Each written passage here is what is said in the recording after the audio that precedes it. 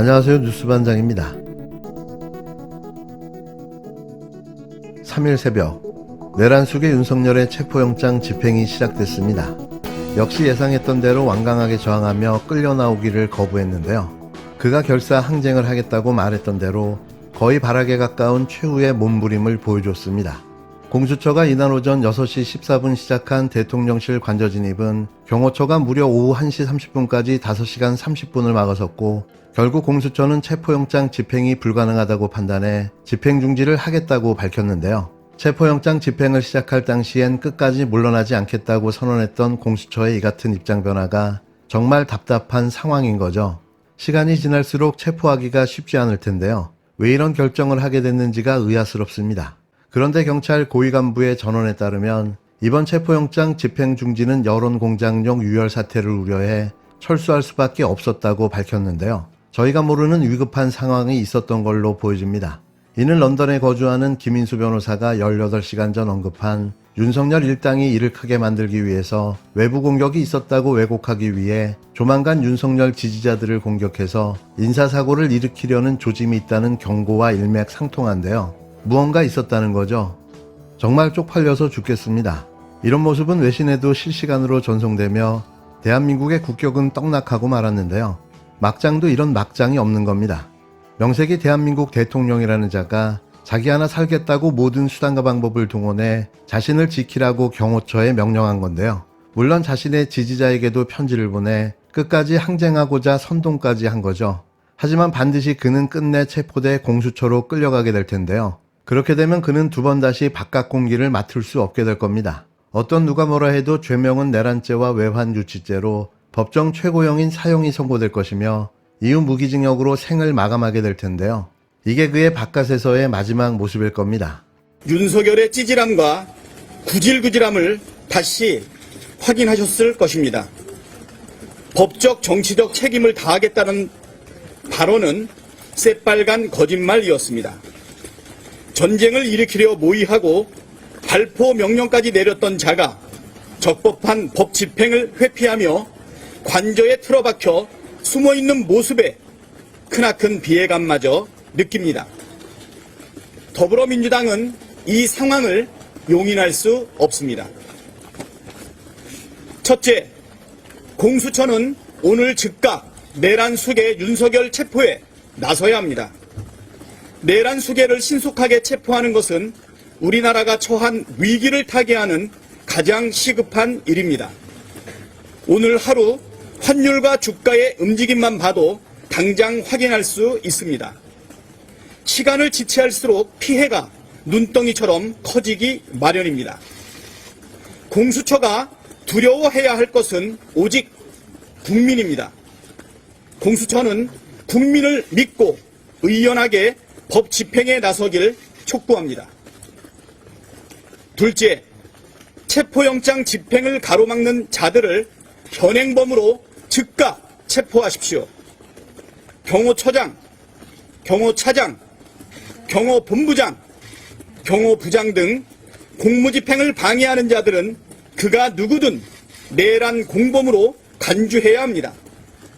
특수 공무집행 방해, 범인 은닉, 직권남용 혐의로 현장 체포해야 합니다.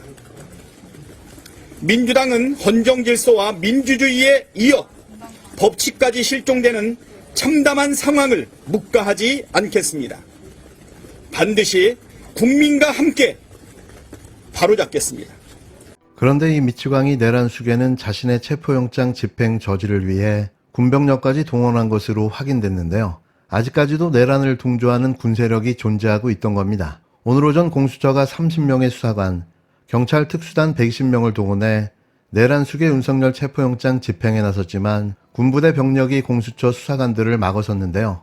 미친 거죠. 현장 관계자들에 따르면 수사관들의 집행을 막은 이들의 군복에는 수도방위 사령부 마크가 부착되어 있던 것으로 전해졌는데요. 관저 외곽 경비를 맡고 있는 육군 수방사 55 경비단 병력으로 추정되는데 정확한 병력 규모는 확인되지 않았습니다. 수방사 55 경비단은 지난 2022년 윤석열의 취임 이후 서울 한남동 관저 경비를 맡기 시작해 논란이 됐던 부대인데요.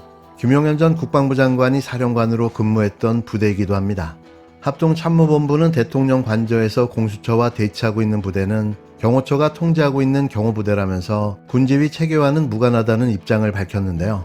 이게 뭔 소리입니까? 대통령 경호부대는 대한민국 군인이 아니라는 말입니까? 경호처 지휘에 따라 수방사의 일반 사병들까지 체포영장 집행 저지에 동원된 것으로 보여지는데요.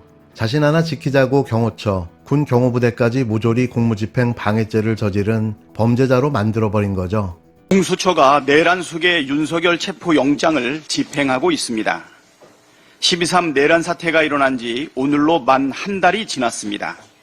국민적 불안과 국가적 혼란을 잠재우기 위해서 신속한 체포는 필수이고 구속도 불가피합니다. 그동안 내란 수계는 한 달째 관저에서 극우 유튜브를 시청하며 수사에 불응하고 극우 세력들을 선동하는 괴이한 상황이 지속되었습니다. 윤석열은 마지막까지 국가를 결단 내려 하지 말고 순순히 오라를 받으라는 국민의 명령에 따라 체포영장 집행에 응하기 바랍니다. 도끼로 문짝을 뜯어라, 총을 쏴서라도 끌어내라고 지시하고 전쟁을 일으키려 했던 죗값을 치르십시오. 경호처장, 경호차장, 수방사 등에도 경고합니다. 내란 속의 체포영장 집행 방해는 엄연한 중대 범죄 행위입니다. 법원이 발부한 적법한 체포영장을 집행하는 것을 방해한다면 그가 누구든 특수 공무집행 방해와 내란 공범으로 처벌받게 될 것입니다. 상황 오판하지 말고 내란 속의 체포영장 집행에 적극 협조하기 바랍니다. 국민의힘도 헌법 질서와 민주주의를 파괴한 내란 수계 옹호를 중단하십시오. 내란 수계를 옹호하는 행위는 반국가 세력임을 스스로 인증하는 것입니다. 끝까지 내란 수계를 옹호하려다간 국민적 심판에 직면할 것입니다. 윤석열 측 윤곽근 변호사는 불법적인 영장 집행에 법적 조치를 하겠다고 반발했고, 정진석 대통령 비서실장은 자신은 경호처를 지휘할 권한이 없다며 체포영장 집행 협조 요청을 거절했는데요. 경찰은 체증 작업을 통해 영장 집행을 방해한 경호처 직원과 군병력에게 특수공무집행 방해 혐의를 적용하는 방안을 검토하고 있습니다. 여기에 한술 더 떠 공수처와 야당의 윤석열 체포영장 집행협조 요구에 최상목 대통령 권한대행 부총리가 어떠한 선택을 할지 관심이 쏠렸는데요. 직전 권한대행인 한덕수 국무총리가 대통령실, 경호처 압수수색 거부에 법과 절차를 내세우며 뒷짐을 진 것처럼 비슷한 입장을 취한 겁니다. 최 대행을 보좌하는 기획재정부 관계자는 2일, 윤석열 체포영장 유효기간은 6일까지라며 대통령실과 경호처에서 적절하게 판단해 법과 원칙에 따라서 대응할 것으로 본다고 말했는데요. 윤 대통령의 체포영장 집행에 협조해달라는 요청이 담긴 전자공문을 보냈지만 결정을 대통령실과 경호처 쪽으로 떠넘기며 나몰라랑을 하고 있는 겁니다. 결국 모두가 내란 공범임을 숨기지 않았는데요. 이제는 철저한 응징과 처벌이 필요할 뿐인 거죠. 그나저나 또 언제 체포영장 집행을 하게 될까요? 아쉽습니다. 끝까지 버티고 맞서서 끌어내야 하는 게 아니었나 생각되는데요. 너무 쉽게 포기해버린 건 아닌지, 체포 의지가 없었던 건 아니지 하는 아쉬움만 커질 뿐입니다. 오늘 내란 수계 윤석열에 대한 체포영장 집행 실패를 통해 알게 된 사실은 아직 내란은 끝나지 않았다는 사실입니다. 판사가 입법을 할 수는 없습니다. 이번 대통령에 대한 체포영장에서 수색영장을 발부하며 형사소송법 110조, 111조를 배제하는 조항을 영장에 기재했습니다. 영장 판사는 체포 및 압수수색의 조건에 대한 여러 가지 판단을 할 수 있지만 법률에 대한 판단할 권한은 주어지지 않았습니다. 지금 영장 판사의 그 행위는 사법부의 신뢰를 철저히 짓밟았습니다. 사법의 정치화라고 비난받아서 마땅합니다.